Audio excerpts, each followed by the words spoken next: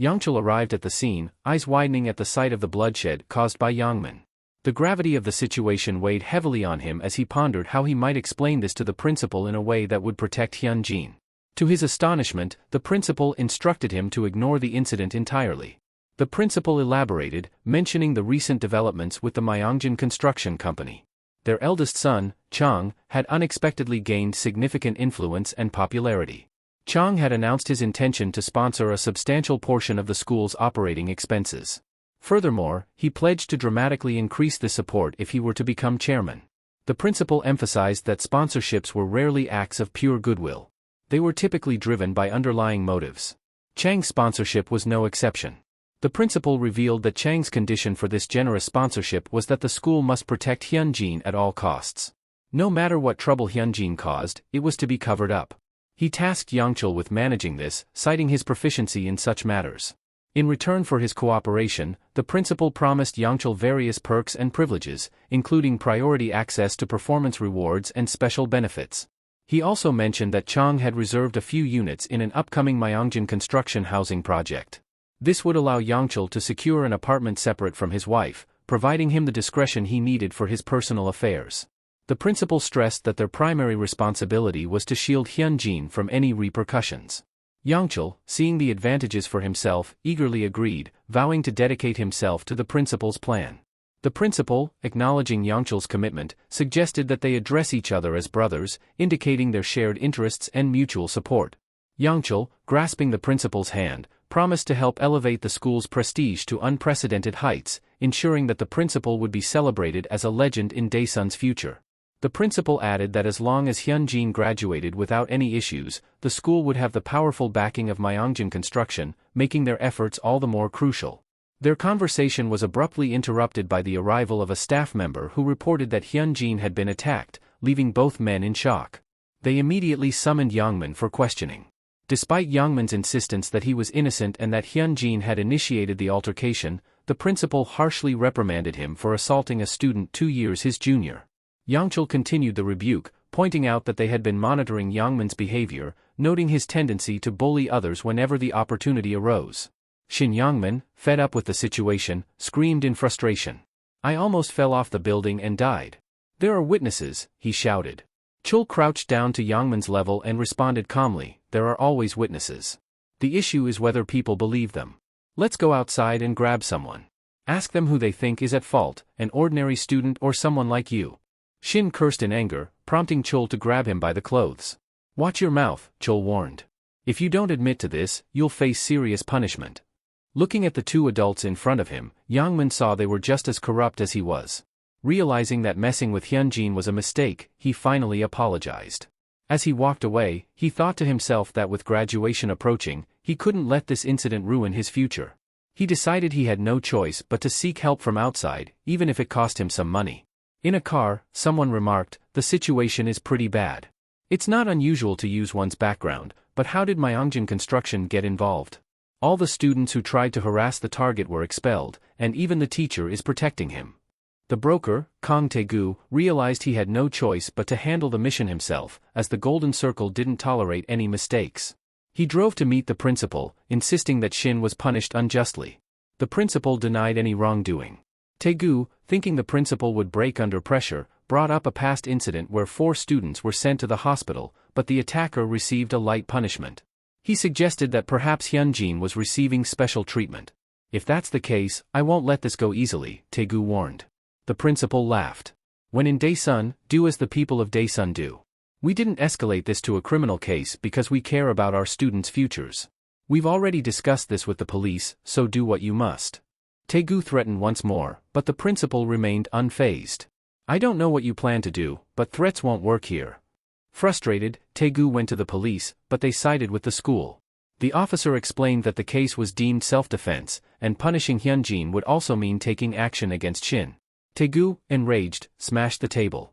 "If you don't take this seriously, I'll make sure everyone hears about it online," he threatened. The policeman sighed, saying, "This is Daesun.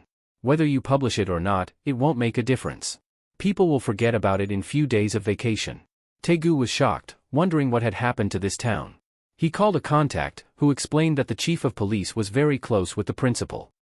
In a town like this, everyone knows each other. They're all probably keeping quiet, the contact added. Taegu finally understood. The principal's confidence stemmed from his trust in the local cartel. The problem with local cartels was that while intervention might be possible if it were a matter of personal interest, local sentiment, an ingrained territorial mindset kept outsiders from interfering in local affairs. Taegu realized this was why people avoided taking jobs in rural areas, preferring to stay in Seoul. He knew he couldn't afford to fail this mission. The Golden Circle had never failed a single request, and their reputation depended on this flawless record. If he failed, another broker would be sent to complete the job, and his own life would be ruined in an instant. The Golden Circle was unforgiving. Taegu knew he needed to calm down and think strategically. He called Youngman, explaining that he couldn't help him directly because of the Golden Circle's involvement. Instead of fighting Hyan Jin, find a way to bring down his grades by any means necessary, he advised. He warned Youngman that failure would mean punishment not just for Hyan Jin, but for him as well. Youngman ended the call, bewildered about how to accomplish this. Suddenly, Hyan Jin appeared behind him and struck him on the head. The next day, Youngman heard his classmates talking about his fight with Hyan Jin the previous day. They said he had lost, and Hyan Jin had walked away unscathed. In reality, Youngman had tried to attack, but Hyan Jin had warned him, saying, "The request must be more important than your life." This had made Youngman hesitate. Hyan Jin then revealed that he knew about the broker's visit to the principal, making the situation clear. Hyan Jin warned Youngman that messing with him wouldn't just lead to expulsion. He would drag Youngman to criminal court, ensuring he was convicted for his actions. After jail, Myeongjin Construction would make sure Youngman could never live peacefully in Daesun again. Hyan Jin added that to live a normal life, Youngman would have to leave his hometown, but even that might not stop him. Terrified, Youngman asked what Hyan Jin wanted. "Justice," he suggested. Hyan Jin replied, "I want one thing, to destroy anyone who messes with me."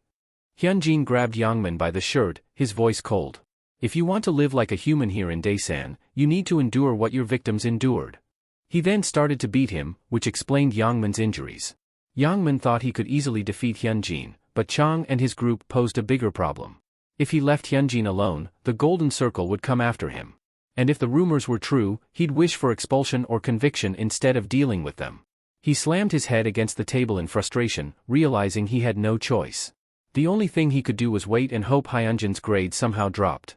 Hyan Jin saw this threat as temporary. Once exams were over and he scored top marks, the situation would change drastically. Youngman, who was trying to survive within the Golden Circle, had to succeed at any cost. The requester, unable to see Hyan Jin fail, would have to face the reality of his success. Thinking that if he could achieve his goal, nothing else mattered. Whether he used the principle or acted with malice, it didn't matter. Looking at the situation, everything was going as planned. No one could touch him for the rest of his school life. This malevolent barrier gave Hyan Jin a sense of relief. Later, Hyan Jin went to the gym to train. It was clear he had some hidden talent, and even his coach commended him. If it wasn't about the money, the coach would have suggested he try his luck at becoming a pro. As Hyan Jin got ready to leave, Saewoo walked into the gym for a scheduled consultation. A few days earlier, when Hyan Jin rescued Saewoo noticed how much Hyan Jin had changed. It was almost as if he was a completely different person from before. Saewoo shed a tear, remembering what Hyan Jin had said to him earlier. What could he do now? Suddenly, a student barged into the infirmary, shouting that Hyan Jin was in a fight with Youngman. This made Saewoo think Hyan Jin was still the same friend who always had his back. Saewoo now wanted to show everyone that messing with Hyan Jin was a mistake. He got up and looked out the window, thinking that if Hyan Jin was willing to go that far for him, he couldn't give up on such a friend. Back in the present, Hyan Jin demanded to know what was going on, insisting that Saewoo not be taken away. He even offered to pay whatever was necessary, but the coach dismissed him. The coach believed that having a friend with him would make Hyan Jin less likely to get into trouble. Coach grabbed Saewoo by the shoulder and led him into another room, asserting, "It's my decision whether you stay here as a student or not. Your training is done for today, so you can leave." The coach stated that his gym didn't encourage youngsters to fight and therefore couldn't accept him. He added that he would have liked to expel Hyan Jin too, but certain circumstances prevented that. Saewoo acknowledged the gym's purpose but insisted the coach look at his wounds, explaining he got them while protecting Hyan Jin. He described how severe school bullying was, far worse than most adults could imagine. If Hyan Jin hadn't saved him, he would likely be crippled. Saewoo couldn't abandon a friend like that and pleaded with the coach not to force him to join another gym. He believed Hyan Jin chose this gym for a reason. Saewoo then handed the coach some money, offering to work part-time if it wasn't enough. The coach slammed his fist on the table, questioning why Se-woo was so desperate at such a young age. Se-woo asserted that, regardless of whether he was accepted into the gym, he planned on standing by Hyan Jin's side. The coach reflected on this, recognizing the harsh reality these kids were living in. Could he really tell them that violence was wrong when even their best friends were being bullied? He sighed and conceded, "You can come to the gym tomorrow, but if you can't handle the training, it's over." As Se-woo tried to leave, Hyan Jin stopped him, stating that while the coach might have accepted him, he still had to prove himself. "You need to show that you can crawl back from the depths of hell," Hyan Jin said. They entered the ring, and Hyan Jin reminded Se-woo of his plans, questioning what he hoped to achieve through this constant fighting. "Friendship," he scoffed. "You could end up dead or in prison. Can you really handle that?" Se-woo affirmed that he wanted to help because two were better than one. With that, the fight began. Hyan Jin quickly closed the gap, but Se-woo countered with a kick, reminding Hyan Jin that he was an athlete. They exchanged a few blows, and Se-woo added that he would have beaten Park in a one-on-one fight. Hyan Jin acknowledged that Se-woo was a talented athlete. In the taekwondo scene, he was known as Mr. Specialist and had won numerous gold medals. However, during a tournament, he fought against the son of the Korean Taekwondo Association leader and lost due to an unfair decision by the referee. After that incident, he gave up on the sport. Yet, his determination never wavered. Hyan Jin confronted him, asking if he knew about a technique called the kick catch, used in MMA. With a swift move, Hyan Jin knocked Se-woo to the ground, urging him to surrender. But instead of giving in, Se-woo thought back to all the times Hyan Jin had protected him. This memory sparked a new resolve within him. He tried to hit Hyan Jin but missed, and Hyan Jin continued his barrage of punches, demanding that Se-woo beg him to stop. Instead of pleading, Se-woo laughed, causing Hyan Jin to pause. Hyan Jin, puzzled, asked why Se-woo was acting this way. Hadn't he done enough for their friendship already? Se-woo, still chuckling, replied that he couldn't forget the times when he was beaten for doing nothing. But Hyan Jin had always been there to help him. So why was Hyan Jin doing this now? Se-woo explained that, despite knowing Hyan Jin did nothing wrong, he couldn't ignore his own situation. It was his life, and he could make his own decisions. Suddenly, their coach barged into the ring. He demanded that they stop fighting and join him for a workout instead. He bet his life that they could reach the top of the UFL stage. The coach pointed out that both of them had exceptional talent. How could they be getting bullied when they could easily take down a few guys? Se-woo's kicks were incredibly accurate and powerful for his age, while Hyan Jin had a keen sense of judgment and could detect gaps in an opponent's defense. The coach offered them a chance to utilize their abilities, emphasizing that it would be a waste not to. He suggested they drop out of school and focus entirely on sports. Despite running a rundown gym, he had connections with many athletes and could truly help them rise to the top. Hyan Jin, however, questioned the coach about why he pursued MMA. The coach replied that he did it because it interested him. Hyan Jin then admitted that he couldn't follow the same path because fighting brought him so much pain that he wanted to give up at every moment. But he had a purpose to fulfill, and he had to achieve it, no matter what. Hyan Jin turned to coach, urging him to think it over. If the coach have different opinion than him, they would abandon the coach's dojo and continue their own way. Hyan Jin then walked outside, with Se-woo following him. Se-woo assured Hyan Jin that he wouldn't regret sticking with him through this journey. Hyan Jin says he won't stop Se-woo anymore, but he has a few conditions. First, Se-woo must train with him every single day. Second, Se-woo should only get involved in matters he can handle. If it's a hopeless fight or a legal issue, he must leave immediately. Third, Myungjin Construction will provide him with a living wage every month. Lastly, Se-woo must study. Hyan Jin hopes that when the time comes to escape this hellish reality, Se-woo can have a much better life than he ever did. Hyan Jin believes this is for the best, as he can use this situation to change Se-woo's future as well. When he arrives home, he finds his brother watching his favorite team play. Hyan Jin tells him that he will cook for them, so his brother should keep watching the game. Hyan Jin reflects on his previous life, remembering how this team made it to the championship game. He never mentioned it at the time, but he must have wanted to watch the game live. His little brother loved games but never once asked for a computer. He was always a sweet, considerate brother who never let on how much he wanted to spend time outside having fun. Thinking of his grandmother, his little brother, and Se-woo, Hyan Jin resolves that he will get better and live differently than before. He will tear down anything that gets in his way to ensure that the people precious to him won't have to suffer. Suddenly, he receives a message from the coach, acknowledging that he might have crossed the line by asking Hyan Jin to become a pro. However, the coach encourages him to reconsider if he ever changes his mind. A few weeks later, midterms begin. The top 10 students, who have yet to be acknowledged, are given a chance to prove their worth. As the papers are passed around, Hyan Jin thinks that if he can't get good grades, his plan will fail. He could have easily gathered evidence and exposed the golden circle, but he is determined to completely destroy it. To bring out the real golden circle, he must become an immovable obstacle in their path. He must continue on this path to crush their disgusting pride and ensure success every time. This moment marks the true beginning of his revenge. In his previous timeline, after the exams, Hyan Jin sheds tears. He prepared so hard for this exam and put in so much effort. Despite remembering everything, the emotional weight of his journey hits him. Hyan Jin remembers all the correct answers. It dawns on him that he is still mentally stuck in his school days. Even while being bullied, he studied diligently, regretting those days while living in a vegetative state. The memories of his past life are still vivid in his mind, as if they were branded into his brain. And rightly so, he should never forget about them. The desire for revenge has shaped him into who he is today. After all the exams are finished, a girl named Hyan approaches him.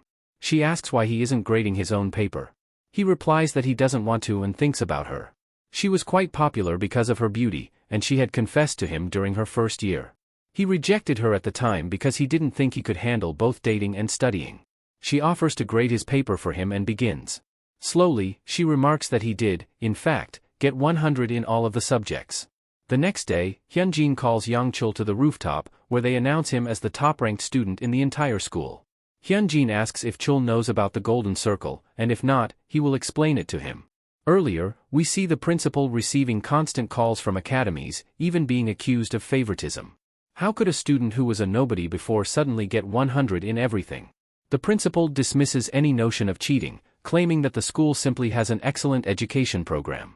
After closing the call, Chul asks the principal if it was another call about academies. The principal confirms this, also wondering why they are so insistent this time. Chul notes that it must be because the exam was extremely hard this time.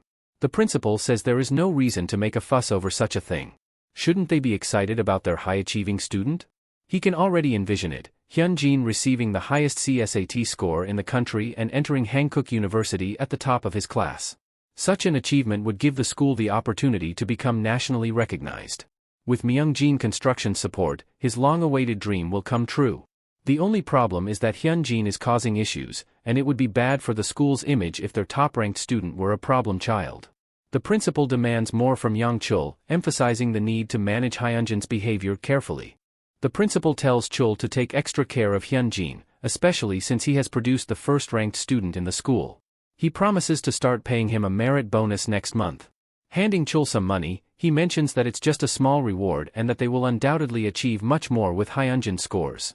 Chul agrees, realizing that siding with Hyan Jin was the right choice. Back in the present, Hyan Jin explains to Chul exactly what the golden circle is. Afterward, Chul asks what Hyan Jin wants him to do, perhaps stop Shin Youngman. Hyan Jin clarifies that he wants them to feign ignorance of these actions and stand by. That's more than enough, and he advises Cho to prepare mentally in advance. Meanwhile, Shin Youngman is being beaten by the broker, who gives him one more chance to resolve the situation.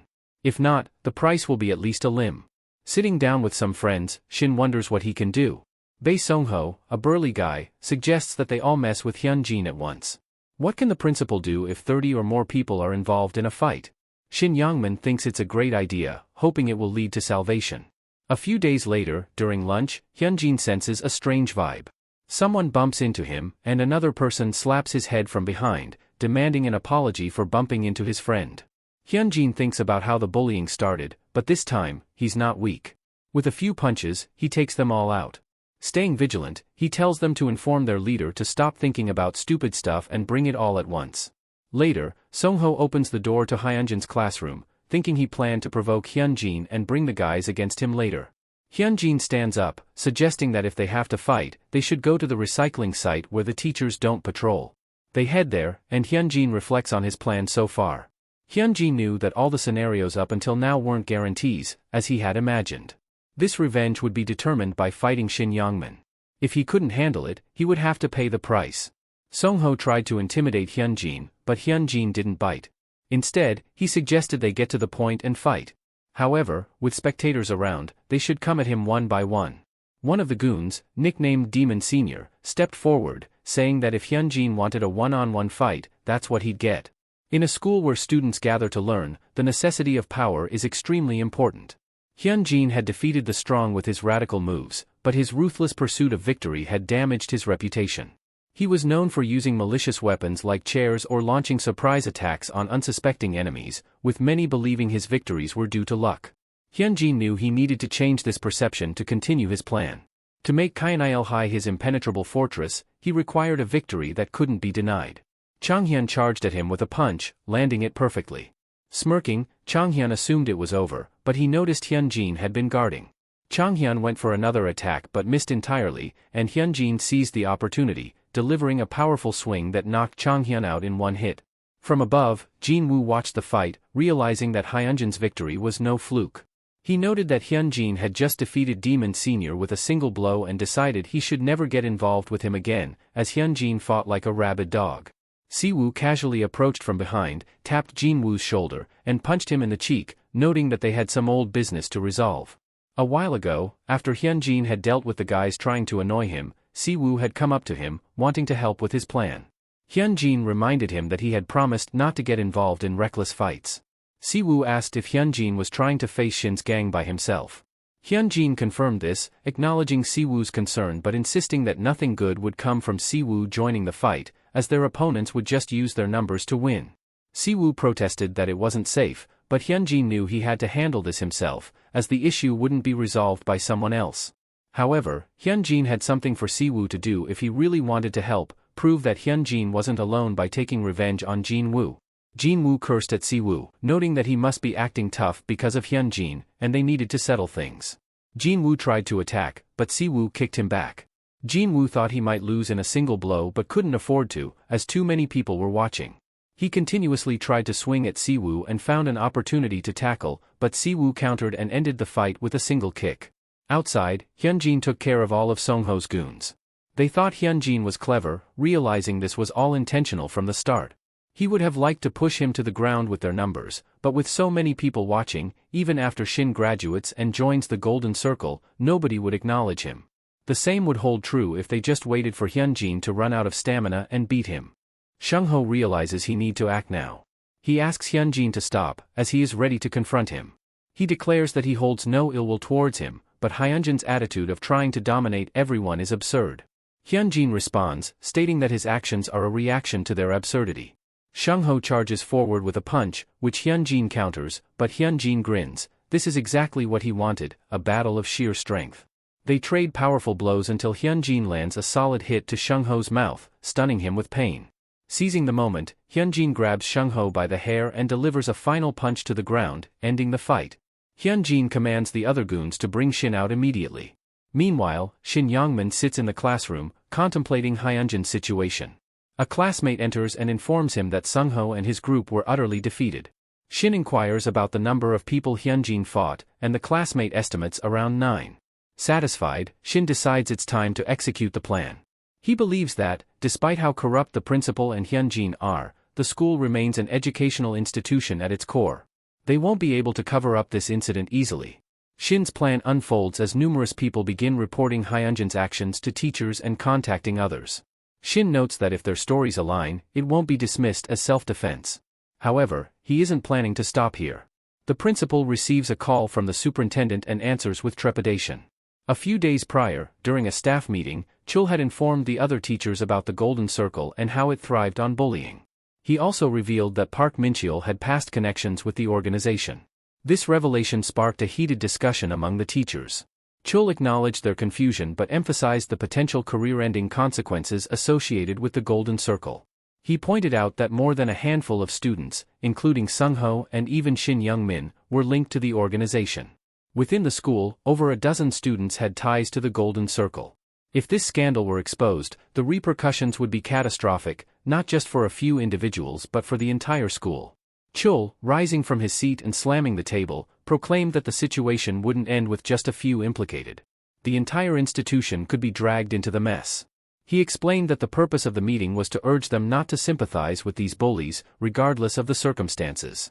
They were to act as if nothing was happening, to ignore what they saw or knew. Acting righteously would only entangle them further with the Golden Circle. When a teacher attempted to argue, Chul silenced him, asking if he truly wanted to challenge an organization as formidable as the Golden Circle. What if they target you? They can destroy your career. You might even have to take the blame for everything. So his command is clear: do not sympathize with or go against the Golden Circle. Nothing is happening at this school. The Shin's plan had failed. The teachers were pushing the students away, and the police were dismissing the kids' reports as prank calls. Shin stomped through the school, seething with frustration. He thought to himself that the adults were just pretending to be ignorant, and even the police were useless. Weren't adults supposed to be responsible and take charge? Despite this setback, Shin remained determined. He would take down Hyan Jin with his own hands. Shin received a surprising call. Earlier, Chang had approached a loan shark, claiming he had secured a few minor construction jobs and was considering raising his name value. The loan shark, eager for an association with Hyan Jin Construction, asked what Chang needed. Chang simply wanted the contract with Shin Min-suk. Shin Min-suk was the father of Shin Youngman, believing it would put them in a favorable position. Shin Youngman receives call from his father, who angrily reprimanded him for laying a finger on Hyan Jin. His father warned him never to touch Hyan Jin again, threatening that loan sharks would kill him if Shin disobeyed. Suddenly, Chang took over the call, instructing Shin to listen carefully. He explained that soon, a red sticker would be placed on their house, the very thing his father had desperately tried to prevent. Despite his father's efforts, their family was still in debt, and that debt would now fall on Shin. Chang taunted him, asking if he planned to forsake his inheritance. Unfortunately, loan sharks didn't work that way, and Shin's entire life was at risk. Chang offered a grim solution: let himself be beaten up by Hyan Jin and make it look convincing. Winning was all that mattered, and in this brutal game, there was no room for honor and pride. Shin protested, calling it cowardly, but Chang dismissed his concerns, stating that there was no such thing in a fight. If you win, you win. Means doesn't matter. He warned Shin to be careful, as he don't make empty threats. Determined and desperate, Shin arrived at Hyan Jin's location and immediately launched an attack. However, Hyan Jin stood still, not bothering to dodge. Shin intentionally missed the strike, confirming Hyan Jin's suspicion that he had received the call. Hyan Jin responded by slapping Shin, confident that he was now in control. Hyan Jin grabbed Shin by the hair, slapping him repeatedly. "Why were you charging at me earlier?" he demanded. Shin had only two choices: get on his knees and beg or risk everything for his pride. Pushed to his limit, Shin erupted in a flurry of punches and kicks, trying desperately to bring Hyan Jin down. But Hyan Jin had the upper hand. He had watched videos of Shin's amateur fighting competitions and knew his weaknesses. Shin's first mistake was exposing his face when he got excited. Using this knowledge, Hyan Jin turned the fight into a one-sided beating, dominating Shin every time. When Shin was down, Hyan Jin seized his arm and prepared to break it. Shin pleaded, but with a sickening crack, Hyan Jin secured his victory. He had proven his dominance. Meanwhile, the principal spoke with the superintendent, feeling triumphant about the outcome. Hyan Jin met with Siwoo, and they confirmed they had accomplished their goals. Siwoo expressed concern about breaking Shin's arm, but Hyan Jin dismissed it, saying it was not a problem. He had realized something important: while fighting someone like Shin, the world did not favor the weak. Chul looked at the devastation Hyan Jin had left behind and wondered how he would clean it up. He couldn't back down now.